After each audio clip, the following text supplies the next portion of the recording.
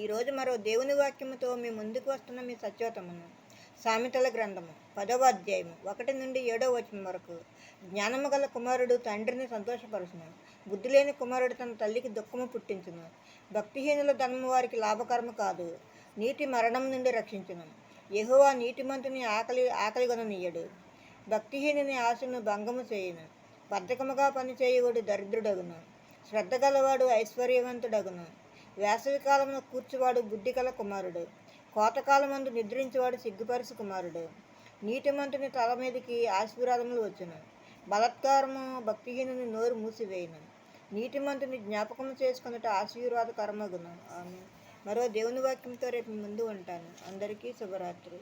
మన ప్రభువును ప్రియరక్షకుడైన యేసుక్రీస్తు కృప, కాపుదల, రక్షణ, ఆశీర్వాదం మనందరికీ ఇప్పుడు ఎప్పుడు సదాకాలము తోడై ఉండుగాక. ఆమె.